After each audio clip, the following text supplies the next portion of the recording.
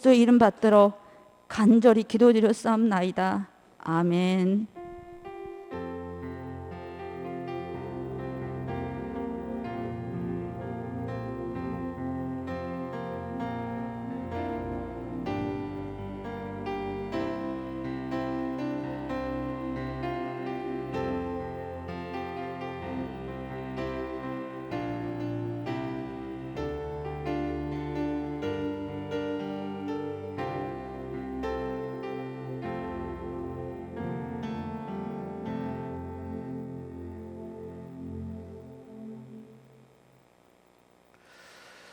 네, 오늘 기독교 신학 강좌 제30강 중생 주제를 가지고 여러분과 함께 오늘 시간을 나누도록 하겠습니다. 오늘 말씀은 요한복음 3장 5절의 말씀입니다. 스크린에 나와 있는 본문 말씀을 같이 한번 읽어보겠습니다. 예수께서 대답하셨다. 내가 진정으로 너에게 말한다. 누구든지 물과 성령으로 나지 아니하면 하나님 나라에 들어갈 수 없다.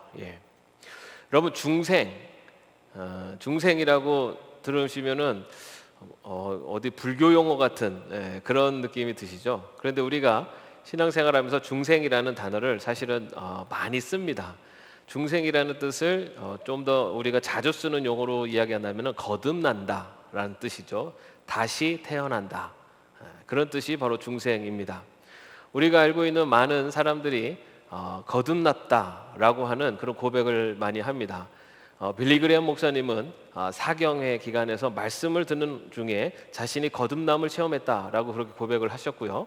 또 많은 찬송가를 쓴 존 뉴턴은 폭풍 속에서 그가 노예 그 상인으로 그 배를 타고 가는 그 폭풍 속에서 하나님을 만나고 그가 완전히 다른 인생을 살아가게 된 것을 우리는 알고 있습니다. 그리고 이 중생에 대한 이야기는 우리가 잘 알고 있는 성경에 나오는 니고데모와 예수님의 대화에서도 이 중생에 대한 이야기들이 나오고 있습니다. 오늘 우리가 읽은 본문 요한복음 3장 5절 말씀이 바로 니고데모가 예수님께 어떻게 해야지 하나님 나라를 볼 수 있습니까? 또 어떻게 그랬더니 예수님께서 다시 태어나야 된다라고 하니 어떻게 모태 속으로 들어가서 내가 다시 태어날 수 있습니까? 라고 했을 때 예수님께서 내가 진정으로 너에게 말한다. 누구든지 물과 성령으로 나지 아니하면 하나님 나라에 들어갈 수 없다라고 하면서 다시 태어나야 된다라는 것을 말씀하신 내용이 오늘 본문의 말씀입니다. 자, 오늘 이 중생에 갖고 있는 의미가 무엇인지, 그리고 중생한 사람들의 삶의 모습이 어떻게 변하는지를 같이 한번 살펴보도록 하겠습니다. 자, 먼저 중생의 의미입니다. 중생은 영적으로 죽었던 사람이 다시 태어나 새 생명을 얻는 것으로 구원의 또 다른 표현입니다. 중생 거듭났다라는 것은 구원받았다라는 뜻입니다. 같은 표현인데 같은 의미인데 표현이 다릅니다. 그런데 구원함을 받았다라고 하는 것에 대한 사실은 여러 가지의 표현이 있습니다. 그 중에 하나가 바로 중생인데요. 중생이 강조하는 것은 다시 태어남이라는 것을 강조하는 것입니다. 그래서 중생은 하나님께서 복음의 말씀을 우리에게 전해주시고 성령님이 우리 안에서 그 의미를 깨닫게 해주셔서 우리가 그것을 믿을 때 일어난다. 중생, 다시 태어남이라는 것은 하나님께서 말씀을 주시는, 복음을 주시고, 그리고 그 복음을 믿는 성령님께서 우리 안에 그 복음을 믿게 해주셨을 때 우리가 그것을 믿음으로써 다시 태어나게 된다라는 것을 그것이 바로 중생이다라고 말할 수가 있습니다. 자, 그렇다면 중생의 특징은 무엇인가? 먼저 중생의 방식, 거듭남의 방식은 중생은 초자연적인 일이다. 중생은 분명 사람 안에서 일어나는 변화지만 어떻게 그런 일이 일어나는지는 우리는 잘 모른다. 자, 그 이유는 요한복음 3장 8절 말씀에 보면요, 바람은 불고 싶은 대로 분다. 너는 그 소리는 듣지만 어디에서 와서 어디로 가는지는 모른다. 성령으로 태어난 사람은 다 이와 같다.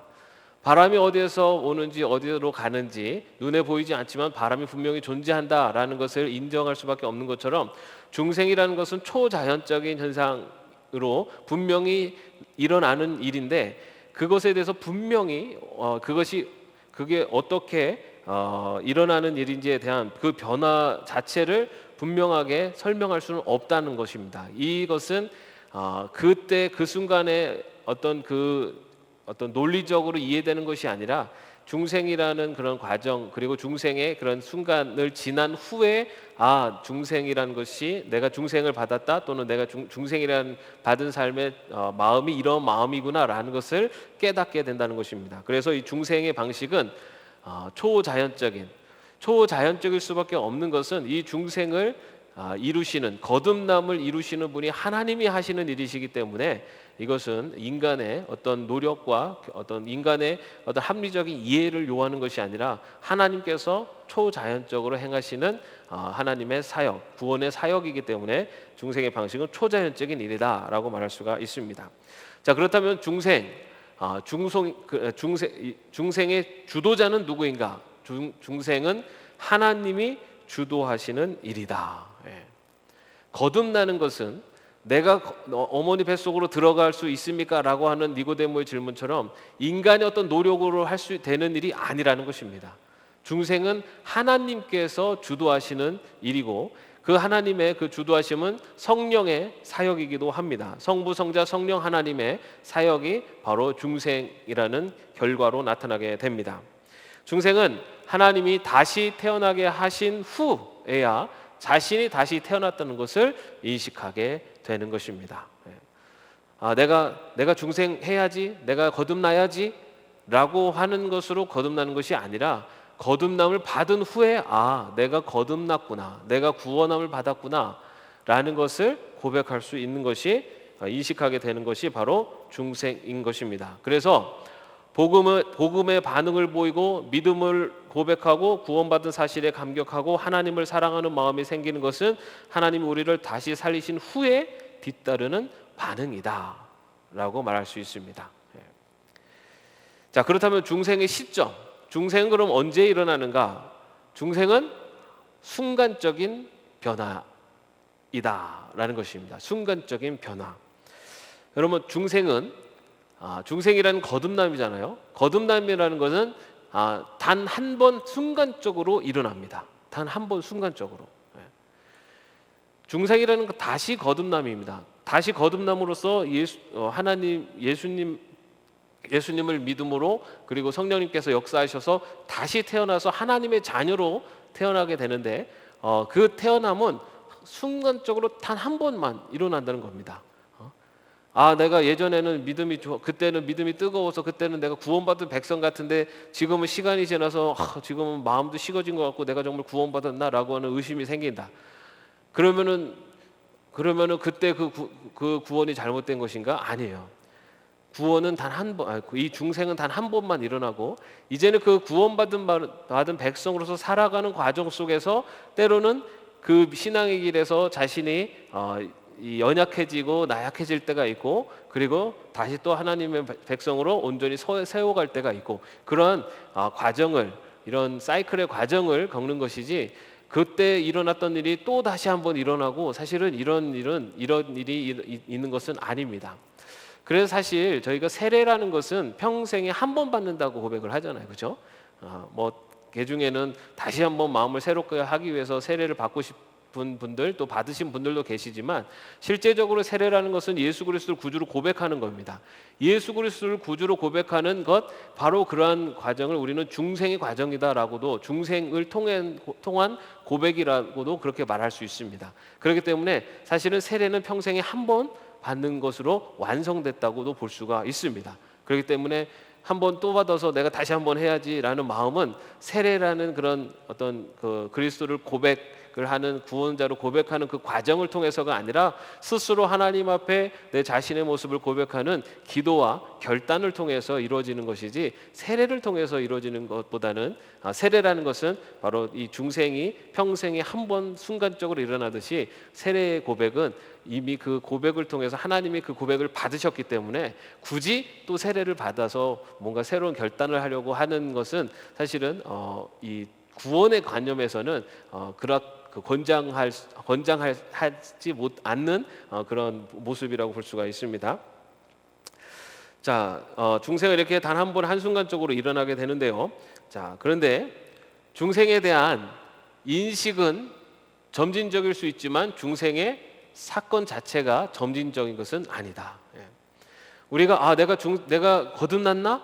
라는 것에 대해서 내가 깨닫는 데는 바로 어느 순간 탁 깨달을 수도 있어요. 그러나 어떨 때는 모태신앙 같은 경우 특히 그렇죠. 평생 교회 다니고 하다 보면 내가 구원 받았나?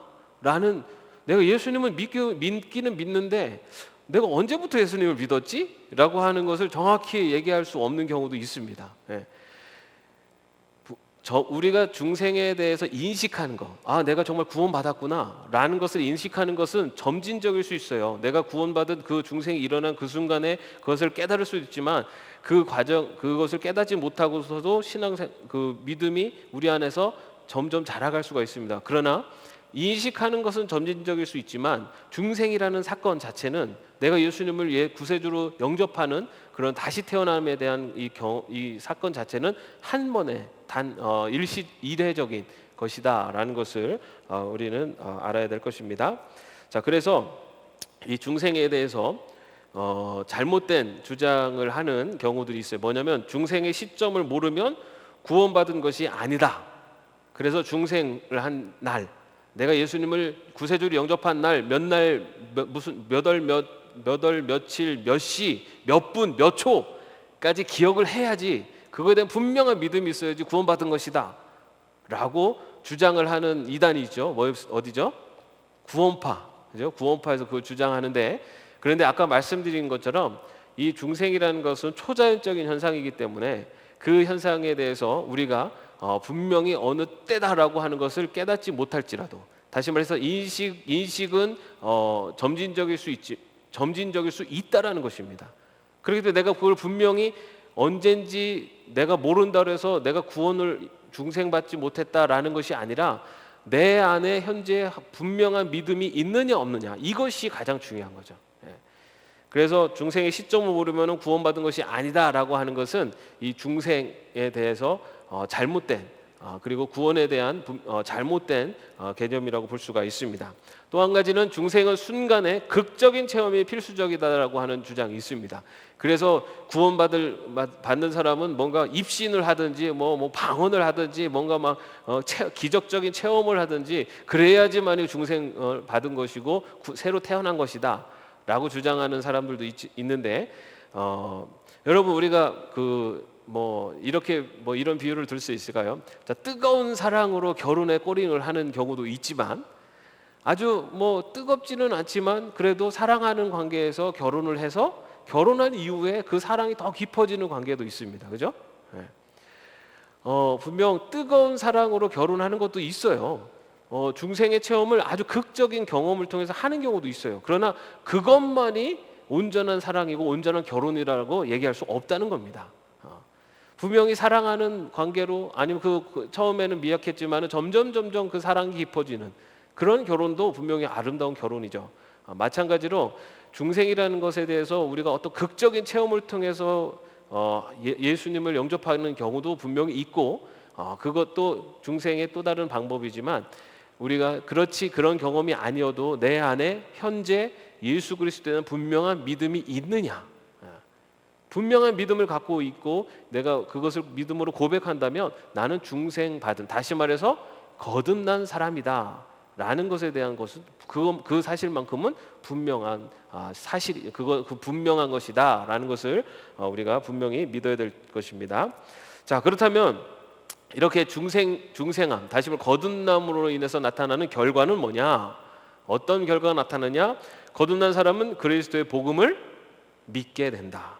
거듭난 사람은 복음을 믿게 된다는 거예요. 제가 항상 말씀을 드렸지만은 우리가 예수님을 믿게 되는 것, 복음이라는 게 뭡니까? 예수님께서 우리를 구원하시기 위해서 십자가에 달려 돌아가셨고, 그 예수님을 믿는 자는 누구든지 죄의 용서를 받고 하나님의 아들이 된다라고 하는 것이 복음 아닙니까? 다시 말해 예수님을 믿는 거예요. 영접하는 겁니다. 그런데 그 믿음이라는 것은 우리가 어떤 내 결단과 의지로 믿어지는 게 아닙니다. 다시 말해서 하나님의 주권으로, 성령님의 역사하심으로 예수님을 믿는 믿음을 내가 받게 되는 거예요. 그래서 예수님을 믿게 되는 겁니다. 그래서 중생한, 거듭난 사람은 거듭난 사람에게 나타나는 결과가 바로 예수 그리스도를 믿게 되는 겁니다. 자, 그 과정은 인간은 죄로 인해 죽은 상태였기 때문에 하나님이 다시 살려주지 않으시면 어떤 반응도 보일 수가 없다. 그래서 우리를 다시 태어나게 하시는 성령의 능력이 먼저 일어나야 비로소 믿음으로 반응할 수 있게 된다. 우리는 이미 죄로 인해서 죽은 존재들이에요. 죄로 인해서 우리는 사단의 자식들이라고요. 그런데 하나님께서 우리를 긍휼히 여기셔서 우리를 하나님의 자녀로 선택하시고 성령님께서 우리 안에 오셔서 우리를 예수님을 믿는 믿음을 주시면 그 결과로 우리가 믿게 되는 겁니다. 그것이 중생이에요. 하나님께서 하신 일이에요. 그렇기 때문에 내가 믿는 것은, 내가 하나님의 자녀가 된 것은 내가 결정해서 교회로 왔기 때문에 이게 아니라 하나님이 나를 선택하셔서 나를 믿게 하시고 예수님을 믿게 하셨기 때문에 거듭날 수 있었다는 겁니다. 그래서 중생의 결과가 예수님을 믿는 것이고, 그리고 이 모든 일들을 이루시는 분이 하나님이 하시다는 것입니다. 요게 우리가 조금 어떻게 보면은 조금 헷갈릴 수도 있어요. 왜냐면은 아니 내가 결정을 했는데 내가 정말 고민하고 정말 고민해서 예수님을 믿어야겠다라고 결정을 했는데 그런 경우들도 분명히 있을 수 있어요. 자, 그런데 그것을 우리가 어떻게 볼 수가 있냐면, 자, 구원받기 이전의 측면에서 보면은 구원받고 다시 살아나는 것이 마치 전적으로 내 책임인 것처럼 생각하고 행동해야 한다. 그래서 복음에 대해 진지하게 생각하고 믿음으로 영접해야 한다. 구원받기 이전에는 그런 이 모든 구원의 과정에 대한 것에 대한 책임이 나에게 있는 것처럼, 다시 말해서 내가 믿는다라는 그러한 마음의 자세가 우리에게 있을 수밖에 없다는 겁니다. 그런데 구원받은 이후에 보면은 이 중생의 가정을 돌아보니 나의 결심이나 나의 노력의 결과가 아니라 하나님의 전적인 역사하심의 산물이라는 것을 비로소 깨닫게 된다는 것입니다. 내가 믿었어, 이게 아니라 정말 중생을 체험한 사람들, 거듭남을 분명하게 체험한 사람들, 예수 그리스도에 대한 분명한 믿음이 있는 사람들은 내가 내 공로로, 내 의지로 구원받은 것이 아니라 하나님께서 정말 아무것도 아닌 나 같은 존재를 구원해 주셨구나 라고 하는 것을 고백하게 된다는 거예요. 그렇기 때문에 내가 뭔가 의지해서 했다라고 하는 그것은 어쩌면은 이 중생에 대한, 다시 말해 거듭남에 대한 아직도 내 안에 분명한 은혜가 내 안에 아직까지 나를 감싸고 있지 못하다. 그러나 그렇다고 해서 그것이 구원을 부정하는 것은 아닙니다. 우리의 신앙이라는 것은 자라가거든요. 자라나는 겁니다. 아까 말씀드린 것처럼 거듭남이 어느 한순간에 펑 일어나가지고 체험을 해가지고 확 변화되거나 그런 분들도 분명히 있지만 대부분은 그런 경우가 없어요. 그렇게 갑자기 변화되신 분들도 나중에는 다시 또 제자리로 돌아와요. 대부분 아주 갓난 아이로 태어나는 거예요. 그래서 태어날 때는 내가 어떤 존재인지조차 구분하지 못하고 어린아이들이 땡깡을 쓰는 것처럼 자기가 혼자 크는 것처럼 그렇게 살아가요. 거듭남도 마찬가지입니다. 하나님께서 선택하셔서 거듭나는 하나님의 자녀로 중생시키셨는데 그것에 대한 내 신앙이 아직도 자라지 못하고 할 때는 내가 결정하고 내가 선택해서 믿은 것처럼 생각을 해요. 그러나 분명한 것은 우리의 신앙이 깊어질수록 우리가 할 수 있는 우리의 입술을 통해서 나오는 고백은 나를 구원케 하신 분은 하나님이시구나 라는 고백을 할 수밖에 없다는 겁니다.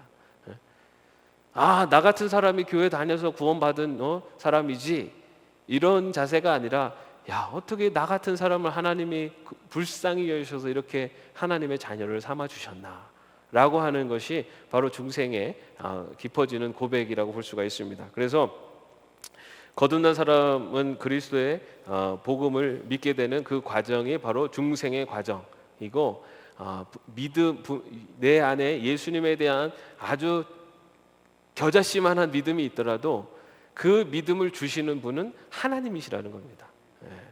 그리고 그 믿음이 땅에 떨어져서 열매를 맺을 때까지 자라가는 과정이 분명히 필요합니다. 그 부분은 또 이따가 좀 더 얘기해 보겠습니다.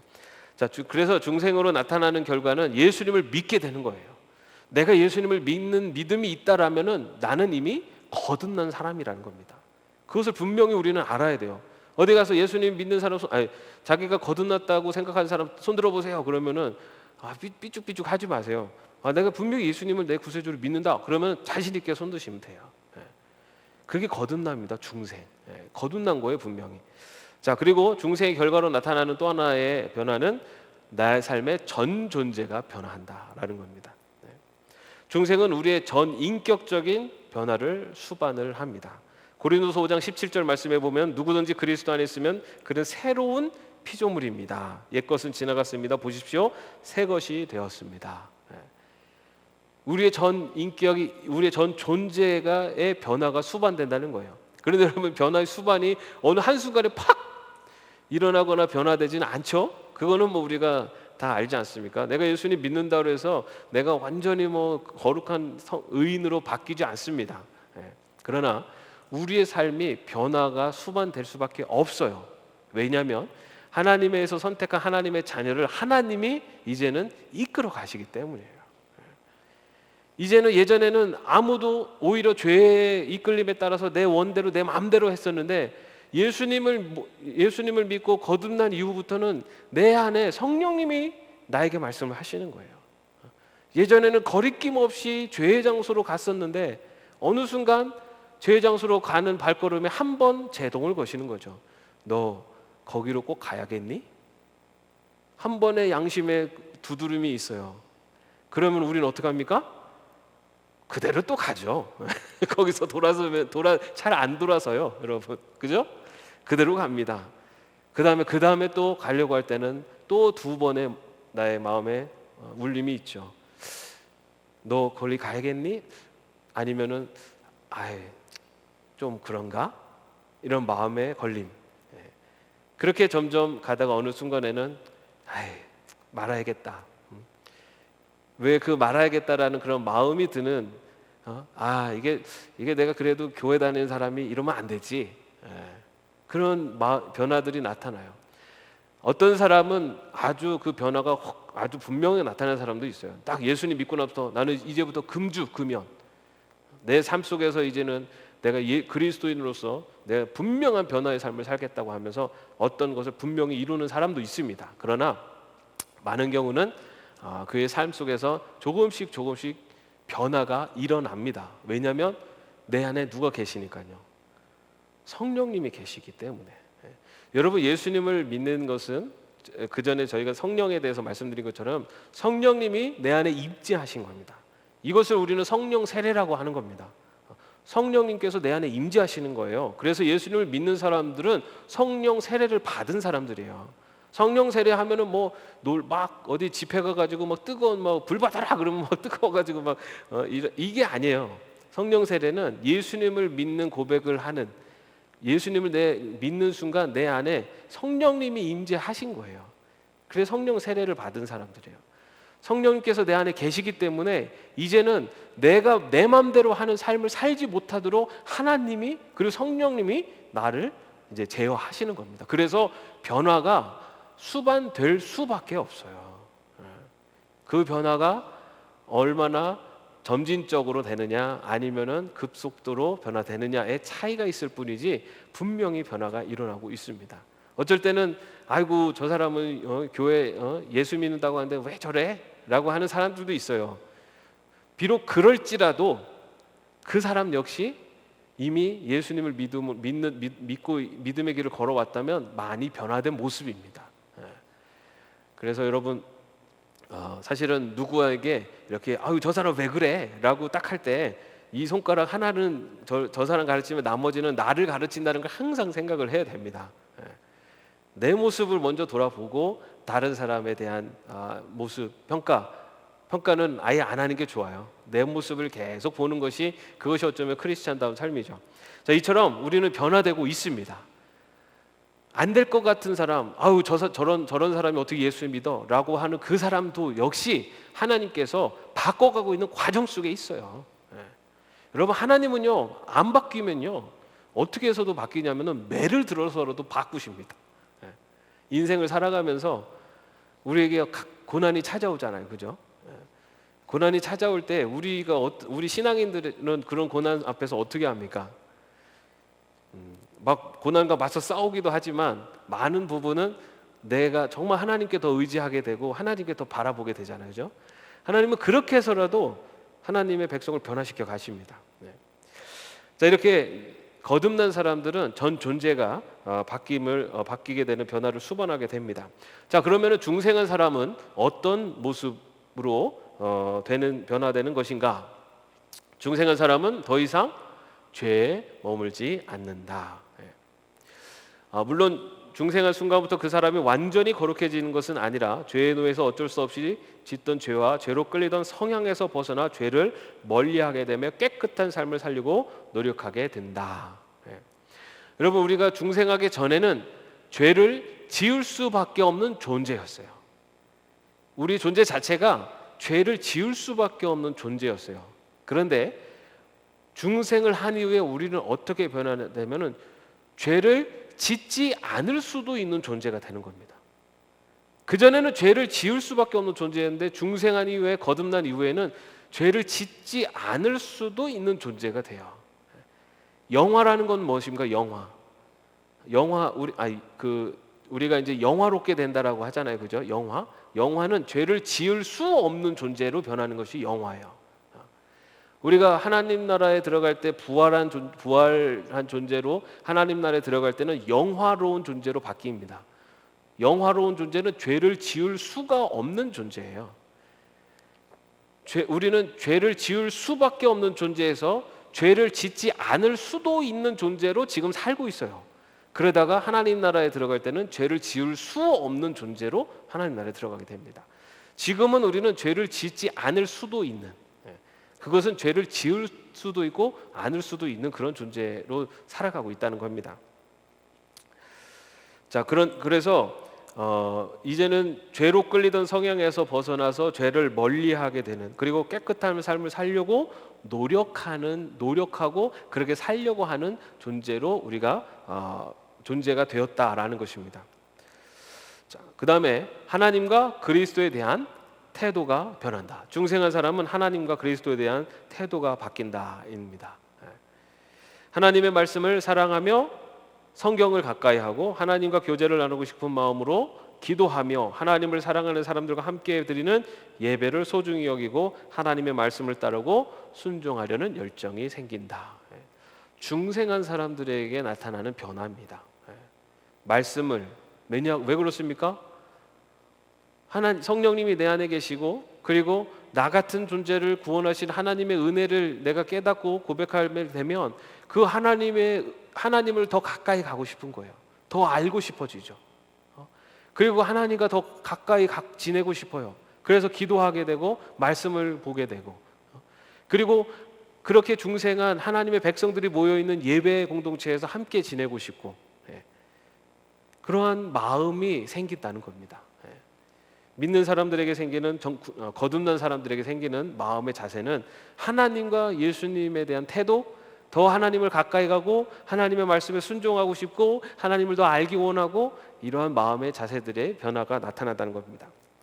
그 다음에 또 믿음의 형제자매들을 향한 태도가 변하게 된다. 하나님의 사랑을 받아 거듭난 사람은 새로운 가족 공동체를 향해 형제가 생기게 된다. 거듭난 사람들의 공동체, 그리고 그 거듭남으로 해서 그리스도 안에서 믿음 안에서 한 형제 자매가 된 서로에게 형제애가 생긴다라는 것입니다. 자, 그 다음에 중생한 사람의 모습 네 번째는 성령의 열매를 맺는다. 진정한 성령의 열매는 그 인격의 어떠함과 그 사람이 살아가는 모습에서 드러나게 됩니다.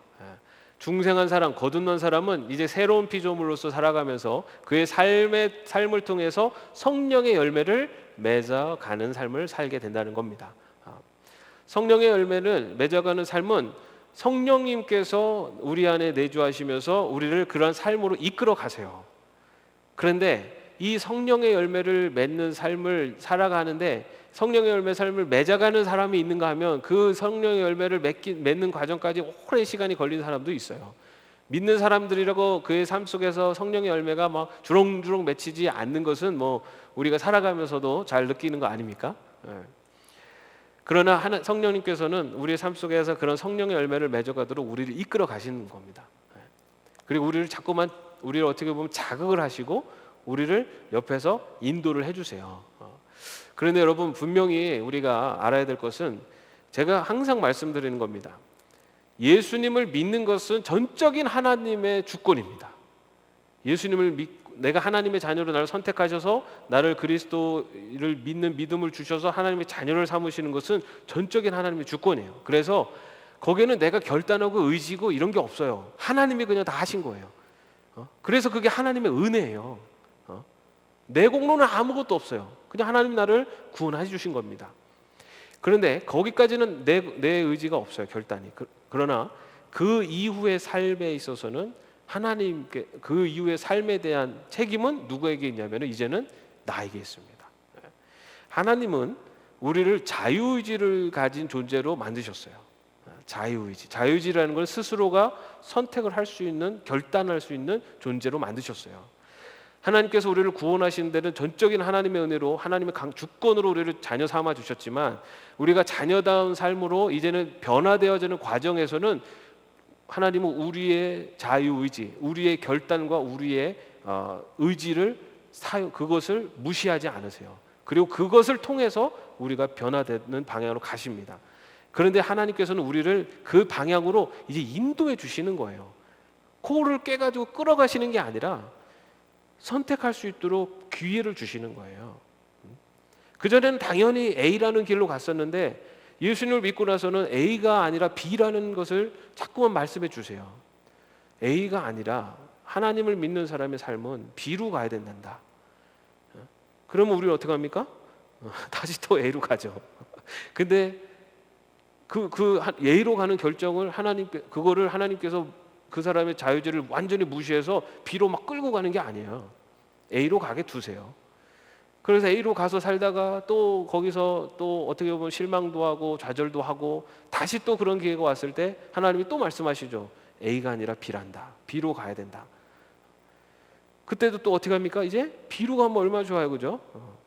근데 우리는 또 죄의 성향들이 여전히 많이 남아있기 때문에 또 A로 갈 때가 많아요. 그렇게 계속해서 우리에게 말씀하시는 거예요. 계속해서 B로 가야 된단다. B로 가는 길이 생명의 길이란다. B로 가는 길이 하나님이 기뻐하시는 길이란다. 그러다 어느 순간 A가 아니었구나, B였구나 라는 것을 내가 결단하고 걸어가는 겁니다. 그 결단하는 것은 내 책임이에요. 그렇기 때문에 내가 예수님 믿고 내가 정말 내 신앙이 별로 깊어지지 않은 것 같아 라는 말에 대한 책임은 누가 져야 되는 거냐면 본인이 지는 겁니다. 하나님이 나를 왜 이렇게 가만두셨지? 나를 좀 더 신앙 깊은 사람으로 만들어 주시지? 아니요. 그 자신의 지금 믿음의 상태에 대한 책임은 본인이 지는 겁니다. 본인이 결단하는 것을 하나님은 그거를 완전히 무시하지 않으세요. 그래서 여기서 지금 계속해서 말씀드린 성령의 열매를 맺도록 성령님은 우리를 인도하시고 이끌어 주시지 콕에서 끌고 가시지는 않으세요. 결국은 내가 어떻게 살아내느냐에 따라서 내 삶 속에 성령의 열매가 맺혀지느냐 안 맺혀지느냐가 나타나는 겁니다. 그렇기 때문에 내 신앙의 모습에 대한 책임은 지금은 나에게 있습니다. 그러나 계속해서 하나님은 우리를 하나님이 백성다운 길로 계속 이끌어 가시기 위해서 우리 하나님도 노력하고 계시는 겁니다. 자, 그래서 그 성령의 열매, 우리가 잘 아는 갈라디아서 5장 22절 23절 말씀, 그러나 성령의 열매는 사랑과 기쁨과 화평과 인내와 친절과 선함과 신실과 온유와 결제입니다. 이런 것들을 막을 법이 없습니다. 이런 삶을 이제 살아갈 수 있는 거듭난 사람은 이런 열매를 맺는 길을 갈 수가 있다는 겁니다. 자, 그리고 그런 열매는 삶을 통해서 나타납니다. 마태복음 7장 17절 20절 말씀의 일부분을 보면요, 좋은 나무는 좋은 열매를 맺고 나쁜 나무는 나쁜 열매를 맺느라. 그러므로 너희는 그 열매를 보고 그 사람들을 알아야 한다. 여러분, 여기서 우리가 분명히 알아야 될 건 좋은 나무는 좋은 열매를 맺어요. 우리 안에 성령님이 계시기 때문에 이 성령님께서 인도하시는 방향으로 우리가 나가면은 좋은 열매를, 성령의 열매를 맺을 수밖에 없어요. 근데 자꾸만 이제 성령님이 인도하신 대로 아니라 내 죄의 본성대로 움직이기 때문에 우리는 우리 삶 속에서 그 좋은 열매를 못 맺고 살 것이라고도 볼 수가 있습니다. 분명한 것은 우리가 어떤 삶의 순간에서도 하나님은, 성령님은 우리를 계속해서 하나님이 기뻐하시는 길로 인도하시기 위해서 우리를 계속해서 자극하시고 안내하고 계십니다. 때로는 내 양심의 소리를 통해서, 때로는 어떤 누군가를 통해서라도. 내가 알아요, 여러분. 우리가 예수님을 믿으면요, 어느 길이 하나님이 기뻐하시는 길인지, 어떻게 사는 것이 그리스도인다운 삶인지 대충 압니다. 어떻게 하는 게 하나님이 좋아하실까, 예수님이 좋아하실까라는 걸 알아요. 그런데 그런 마음을 주세요, 성령님이. 근데 우리는 그대로 잘 못하는 거죠. 내가 했던 대로, 아니면 내가 내 마음에 내키는, 막 이끄는 대로 막 가는 거죠. 누가 나한테 뭐라고 그러면은 승질 확 내는 거죠.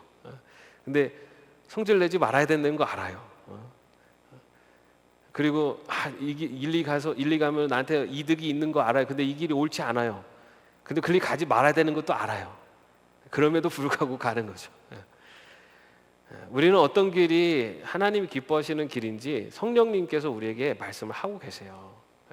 우리가 그 성령님의 말씀에 귀를 기울이지 않고 내가 살아왔던 방식대로, 또 어쩌면 내 죄의 본성대로 자꾸만 움직이기 때문에 그 성령님의 소리를 내가 무시하려고 하기 때문에 안 들리는 거지, 성령님은 여러분 우리 삶 속에 계속해서 말씀하고 계십니다. 어떻게 하는 것이 하나님이 기뻐하시는 길인지. 자, 중생의 삶은 삶의 방향과 목적의 전환을 가져오게 됩니다. 중생한 사람은 자기중심적인 삶에서 벗어나 어떻게 하면 하나님을 기쁘게 하는 삶을 살 수 있을까 생각하며 하나님의 영광을 위하여 살기 위해 노력하게 됩니다.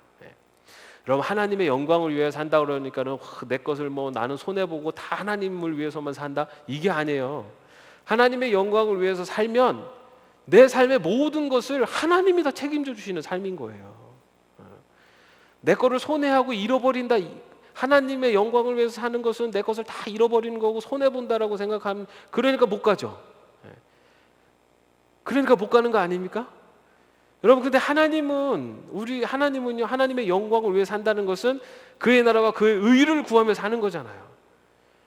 뭐라고 말씀하셨습니까? 내가 무엇을 먹을까 마실까 염려하지 말라. 그의 나라와 그의 의를 구하라. 그리하면 이 모든 것을 너에게 더하시리라. 이게 하나님이 주신 약속이에요. 하나님의 말씀대로 순종하면서 살아가면, 그 순종함을 통해서 하나님의 영광이 나타나면 내 삶의 모든 영역을 하나님이 책임져 주신다는 게, 이걸 믿고 나가라는 겁니다. 그게 믿음이 아닙니까? 중생한 사람들의 삶의 방향이 그렇게 바뀌어 가야 된다는 거예요. 그렇게 바뀌어 가도록 하나님이 이끌어 가시는 겁니다. 고린도전서 10장 31절 말씀에, 그러므로 여러분은 먹든지 마시든지 무슨 일을 하든지 모든 것을 하나님의 영광을 위하여 하십시오. 이것이 이런 삶을 평생 살아온 사람의 고백입니다. 누굽니까? 바울의 고백이 아닙니까? 하나님을 위해서 살아올 때 그의 인생 속에 모든 것들을 책임져 주시는 하나님을 고백하는 그의 고백입니다. 하나님의 영광을 위해서 사십시오. 자, 마지막으로 결론을 보자면 중생은 완성이 아닙니다. 우리가 거듭났다고 해서 완성되고 막 이것으로 끝났다가 아니에요. 중생은 새로운 피조물이 되어 새로운 삶이 살기 시작했다라는 것을 의미합니다. 내가 거듭난 것은 이제 모든 것이 끝났다가 아니에요. 여러분, 새로 태어났잖아요. 여러분, 새로 태어난 아기가 이제 난 태어났으니까 이제 모든 것을 잃었어, 이게 아니죠. 새로 태어나면 어떻게 됩니까? 그때부터가 시작 아닙니까? 시작. 그때부터 이제 젖도 먹고 또 이유식도 먹고 밥도 먹고, 조금 더 크다가 이제 걷기 시작하고 자빠지고 넘어지고, 학교 가서 하기 싫은 공부도 해야 되고, 친구들하고 놀다가 다치기도 하고, 조금 더 크면은 막 반항하는 사춘기도 지내고, 그런 가정들이 시작이 태어나는 거 아닙니까? 중생도 마찬가지고 우리 신앙이 시작하는 거예요. 그래서 이제 시작해서 걸음마부터 시작하는 거죠. 그런데 아까 말씀드린 것처럼 중생했다고 해서 모두가 다 나이가 들면은 점점 몸이 거기에 맞게 변화되는 것처럼 이 신앙은 그렇게 성장하지 않아요. 중생하고 나서 그 자리에 머무는 사람도 있습니다. 더 이상 성장이 없어요. 그냥 갓난아이의 그 믿음만 갖고 사는 거예요. 그러면은 아유 그래도 교회 10년 다니고 20년 다니고 신앙생활을 내가 몇십 년 했는데 그럼에도 불구하고 갓난아이의 믿음으로 사는 사람들이 있습니다. 신앙의 성장은 연륜으로 가는 것이 아니라 내가 얼마나 성장하기 위해서 노력하고 수고하느냐에 달려 있어요. 내가 얼마나 노력하고 수고하느냐. 지금 내가 예수님을 믿고 정말 늦은 나이에 내가 예수님을 믿었어도 내 그 열정을 가지고 하나님을 알기 위해서 더 노력하고 수고하고 하나님 말씀대로 순종하며 살 때는 그 사람은 늦게 중생 거듭남을 그의 인생 그 거듭남의 체험을 했어도 그 순간부터 성장하는 거예요. 그의 삶이 변화되고 그의 신앙이 성장하는 겁니다. 내가 몇 살 때부터 교회를 다녔는데 그렇다고 해서 내 신앙이 그러면 거기에 맞게 성장했느냐? 분명히 그런 분도 있어요. 처음부터 차근차근 점점 그 신앙이 점점 커서 그의 삶 속에서 그런 성령의 열매들이 나타나고 성숙한 신앙인의 모습들이 나타나는 분도 분명히 있어요. 그러나 신앙은 연륜하고 신앙의 연륜과 신앙의 성숙은 비례하지 않습니다. 내가 얼마나 수고하고 노력하느냐예요. 내가 하나님의 말씀을 더 가까이 가서 하나님을 알기 위해서 노력하고 수고하느냐, 그리고 그 말씀대로 살기 위해서 내가 얼마나 수고하고 노력하느냐, 거기에 따라서 우리의 신앙의 성장이 달라집니다. 그래서 중생은 완성이 아니라 시작이다 라는 것을 우리는 분명히 알아야 됩니다. 영적으로 불안정하고 미성숙하며 무능력한 부분이 많기 때문에 자라가고 성숙해 가야 한다. 영적 생명이 잘 성장하려면 유혹을 이겨야 하고 하나님의 말씀을 섭취하고 삶의 훈련을 잘 받아야 한다. 중생 이후로 우리가 놓치지 말아야 될 것은 잘 먹어야 돼요. 잘 먹어야 돼요. 말씀을 먹어야 됩니다. 말씀을 읽고 묵상하고 하나님을 점점 알아가기 위해서 노력하고 수고해야 돼요. 여러분, 우리가 지난 사순절 기간 동안에 신약 성경 통독을 했습니다. 그죠? 아마 신약 성경 통독을 하신 분들 중에는 지금까지 신앙생활을 하면서 처음으로 통독하셨던 분도 계실 수 있어요. 뭐 성경을 많이 읽기 때문에 많이 읽는 것이 뭐 무조건 다 좋다, 그건 아닙니다. 그러나 그리스도인이라면은 그리스도인이 중생한 이후로 절대로 놓치지 말아야 될 것 중에 하나는 말씀을 먹어야 됩니다. 말씀을 먹어야 돼요.